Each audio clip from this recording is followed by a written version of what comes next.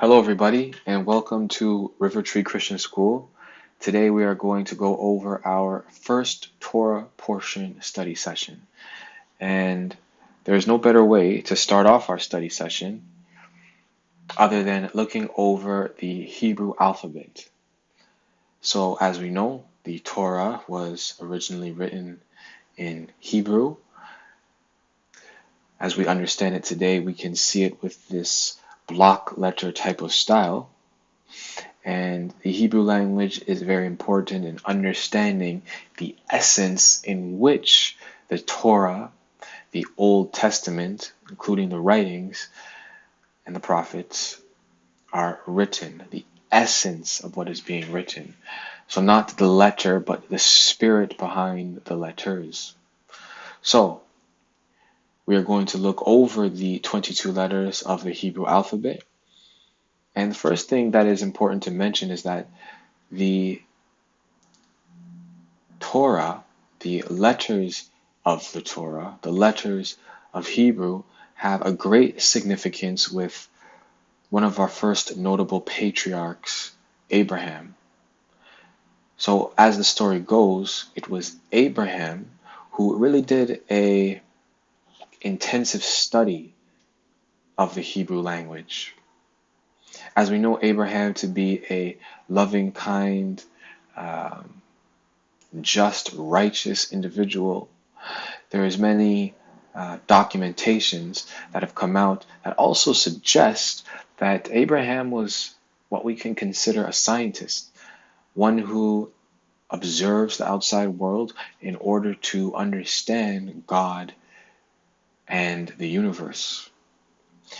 And traditionally speaking, a word that we use for this observation of God and within the universe is the Kabbalah. And Abraham is attributed to the first writings of the Kabbalah in a book called the Sefer Yetzir. And the Kabbalah is important because it has much to do with the Hebrew language. It has much to do with the number 22 and ultimately language as a function of manifestation, speaking things into existence, a phenomenon that we are very familiar with when we read the first chapter in Genesis. So, let's look at the first Hebrew letters of the alphabet. And for technicality's sake, I am saying the word alphabet in regards to the Latin script, but we can say alphabet in regards to the Hebrew script. And one other important thing to mention, very interesting, very wondrous, so to speak, Hebrew is what has come to be known as a liturgical language. And liturgical languages are noted for their ability to manifest. So the pure ability to speak something into existence. And Hebrew is a very good language at doing this, therefore we call it a liturgical language. Some other languages that have this ability are the Latin language, and Latin is a script that is used in much of Europe to also manifest, and it is also used by their priesthoods and their men of high regard to speak things into existence. Another language that we can look at from the Far East is Sanskrit, understanding that the languages always have a script attached to them. And these languages, Sanskrit, Latin, and Hebrew, are able to create civilizations, to create people groups that can thrive and learn to a great degree when the backbone of those societies and civilizations are based upon these liturgical languages because there is a certain essence to them, a purity to manifest. So it should also be noted that languages that have quote unquote have been bastardized, languages that incorporate many other words, the etymology of words being lost, having meanings in the past other than what they currently mean in the present, have a lesser ability to manifest the intention of the speaker. Now, that is very important. We understand that English is one of these languages.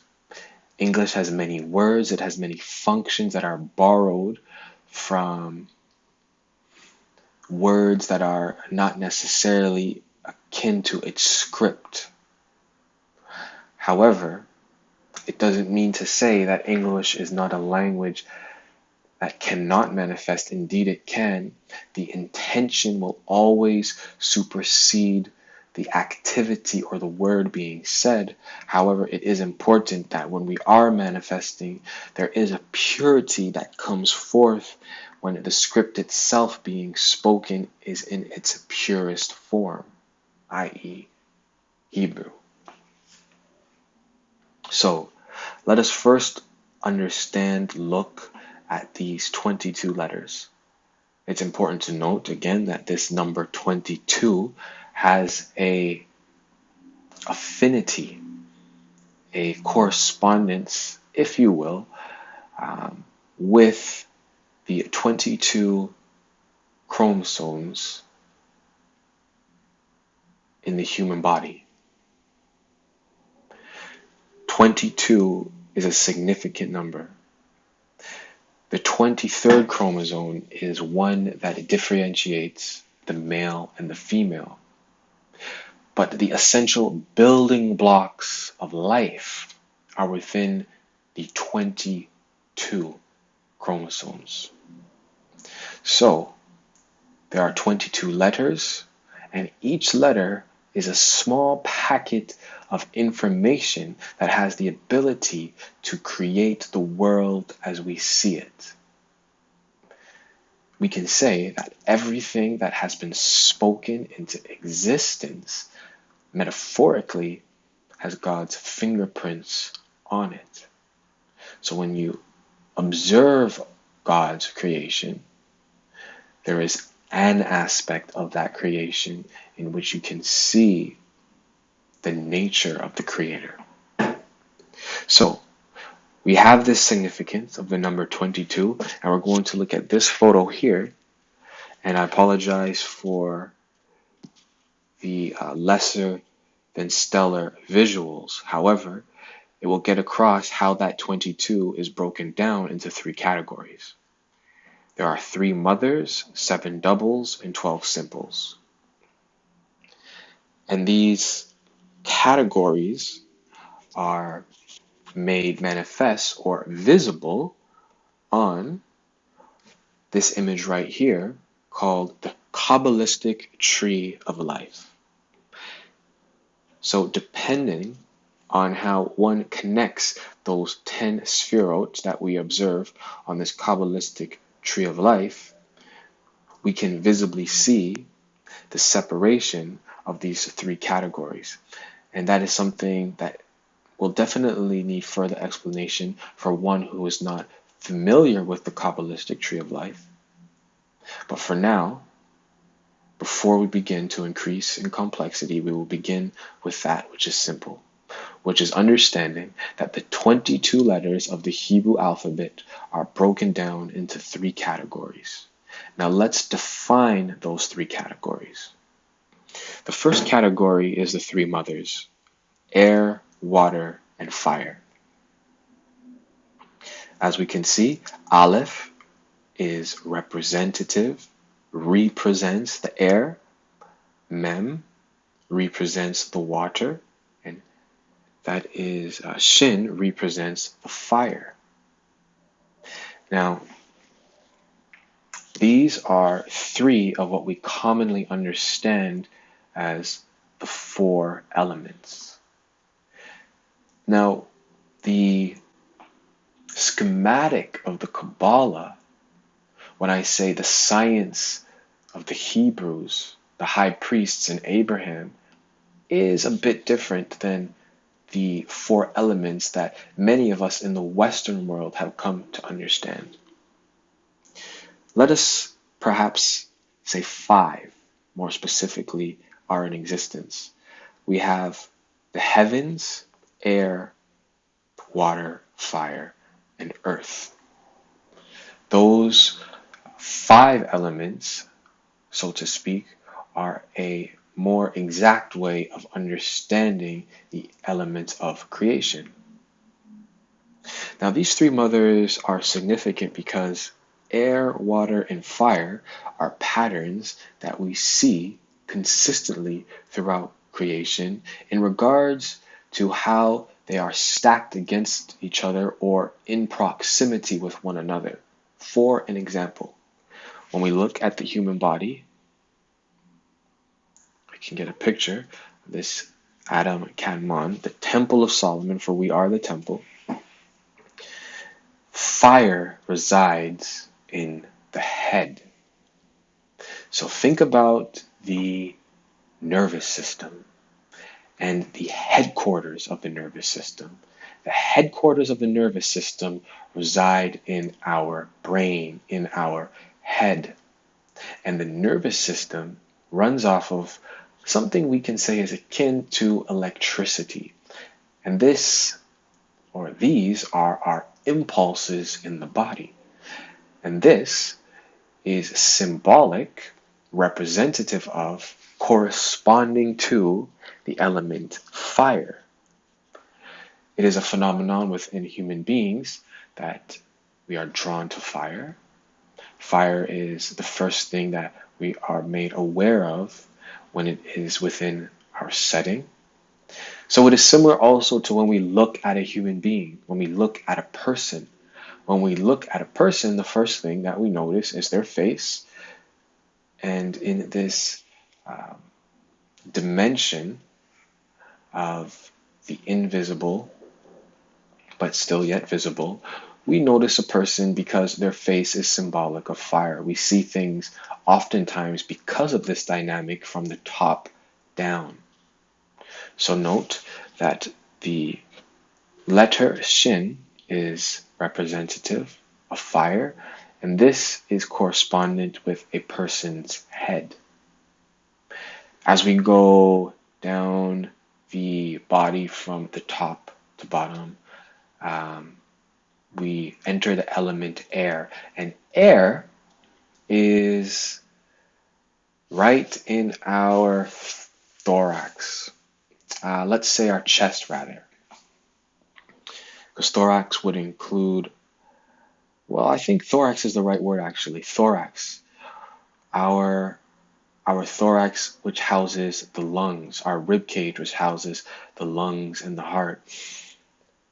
And our circulatory system. Our circulatory system is responsible for pumping blood around the body. And remember that the spirit is in the blood. So our air, the element air, is correspondent with the body or the temple's thorax, in which houses the lungs. This is where we breathe. And like I said before, this is the headquarters of the circulatory system. The heart being in charge of the circulatory system, pumping blood, pumping air, oxygen through our vessel. And as we move further down, we are in touch with water. Water is correspondent with our belly or our abdomen region. And this is a place where we can well up with emotion. This is a place that is at the bottom of our spine. And when one is sad, the waters come up. So it is key mystery to when the flood occurred, that the waters came up from the ground, not down, but up. Quite a sight to behold, I can imagine, for those who are not prepared for the coming catastrophe on the planet, to see the waters rising. And within the human being, this is indicative when one becomes very sad. So these are the letters which correspond to the functions within the human system, and it is not without saying that water is correspondent with the lymphatic system. So now we can observe that these three Hebrew letters are in correspondence with the three branching systems of our body. Now, what are our three branching systems? The nervous system branches throughout the whole body, from its headquarters in the brain all the way to the extremities. The circulatory system branches to all areas of the body, all our extremities, the headquarters being the heart. And the lymphatic system branches to all areas of our body as well, the headquarters being the spleen or the kidneys. So, with that being said, I have shared with you all a great significance to the three mother letters. Now, when we look at the Kabbalistic Tree of Life, we can see that there are only 3 horizontal lines on this tree. And these 3 horizontal lines, as we see here, Shin, Aleph, and Mem, are indicative of the 3 mother letters. Now, let's say we haven't quite thought of why these letters as opposed to any other letters. Well, when we speak these letters, they actually take on a significant function. So, for example, let us do this together. Observe the placement of your tongue within your mouth. And when you say the letter Shin, your tongue has to rise to the top palate of your mouth in order to make that sound audible, Shin.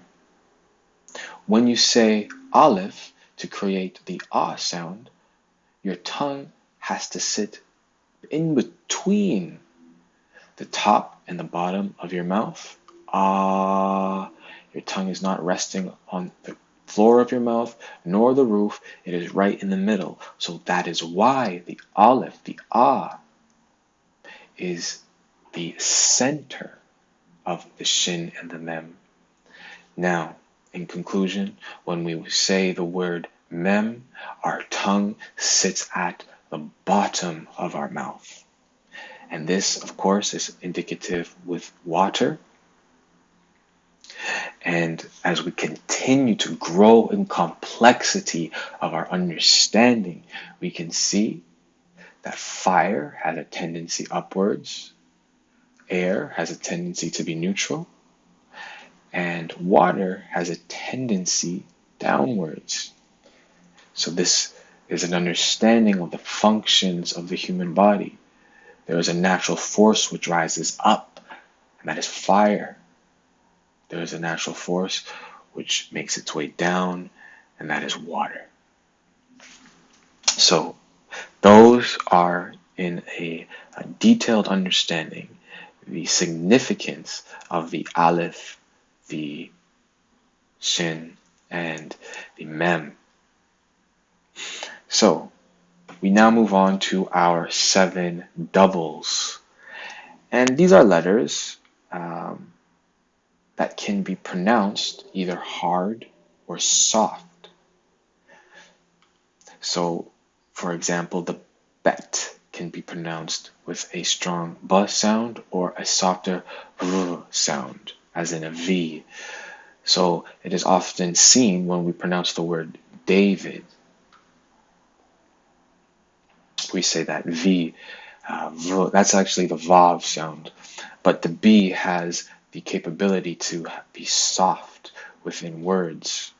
So the Bet, the Gimel, the Dalet, the Kaf, the Pei, the Resh, and the Tav all have these hard, soft abilities when they are spoken within the mouth.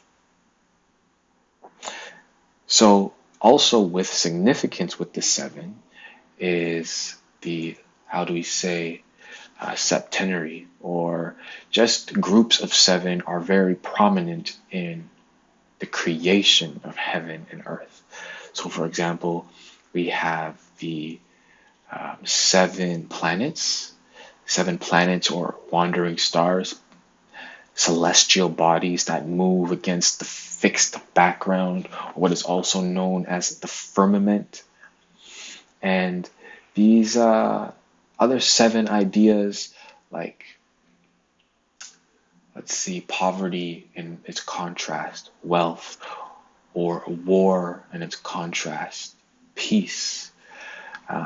There is a list of these seven contrasts that is present within the Sefer Yetzirah that I cannot name off the top of my head, but yet this dynamic of seven principles of the human condition are present. So I implore you, I encourage you to read the Sefer Yetzirah and find out what those seven principles, including their opposites, are of the human condition. Another interesting note is that there are 7 Earths or 7 continents on the planet. And this is very interesting because we understand that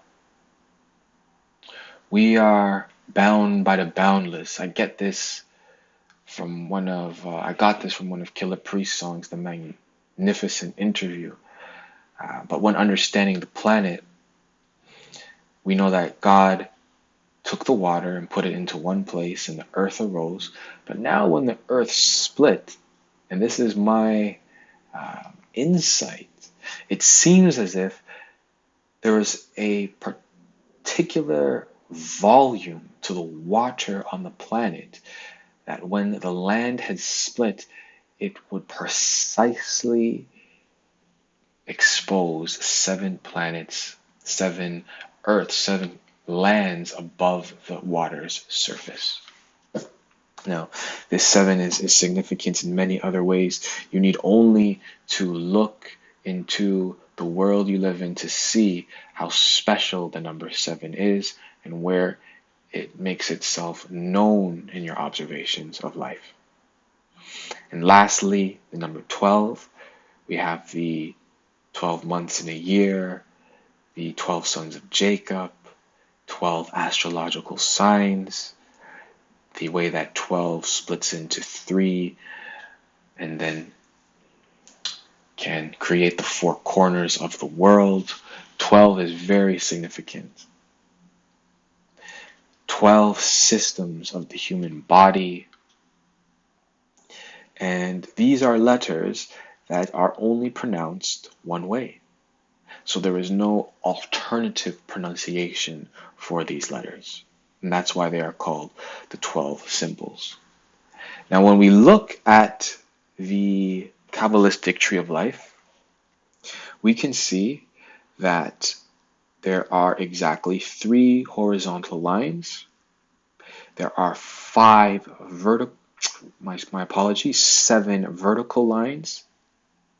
So just for uniformity's sake, let me repeat that. There are 3 horizontal lines, 7 vertical lines, and 12 diagonal lines. Now we come to understand why the Kabbalistic Tree of Life looks so. These lines are only made to be with their designated orientation when there are 10 Sephirot, or these 10 circles, that are depicted in this form. Now, it is important to see that in this picture, though incomplete, we can finish and understand what it would look like if it were complete. On this image, if we were to connect all the Sephirot with a line, we would get exactly 3 horizontal, 7 vertical, and 12 diagonal lines. And this image embodies the creation of heaven and earth via the Hebrew tongue. And that is why this image is so significant. Mathematically speaking, there is no other image that can embody the creation of heaven and earth. Now, it is always important to know that this is just an image, and there is no life or breath in this image. What we are looking at is nothing more than a mathematical equation, and it should be thought of as no more than a mathematical equation. However, this equation is special, for it holds the formula, it holds the coding to the matrix. Let me not use the word matrix, let me use to the creation of heaven and earth. When we look at this word, when we look at this image, it's a very, very spectacular image. It's just begging for the complexities of itself to be addressed. Now, this is what we call the 231 gates or paths of the Hebrew alphabet. And that will definitely be a topic for another day. But until then, I want to thank you for this lesson on the Hebrew alphabet. And I want to leave you with a jingle. Because it is important to study the Hebrew language once you become somewhat of an adept in the scriptures and it's time for you to take your studies to the next level, I have been yet to hear a alphabet song for the Hebrew language. And when I was learning to memorize the letters, I did so in a cold state. I just wrote them on a piece of paper and I tried to write them out from Aleph to Tet. And I was finding some difficulty in memorizing in that format. But when I created a jingle, in an instant, I was able to go through the rendition of the entire Hebrew alphabet effortlessly. So, here is that jingle. And from this, you will be able to begin reading your first words of the Bible in the Hebrew script as it follows. And I will get this page on gematria, what numerical value each letter holds, to begin to describe or begin to say my jingle. It goes Aleph Bet Gimal Dalet Che Wav Zayin Chet Tet Yod Kaf Lamed Mem Nun Samech Ayin Pe Sadeh Kof Resh Shin Taf. There it is. There is a key. There is something that you can use to open up the glory and the mystery of the Hebrew script. May all things be done in Jesus' name, for he is the truth, the life, and the way. Amen. Thanks for listening to the River Tree Christian School podcast, and until next time, amen.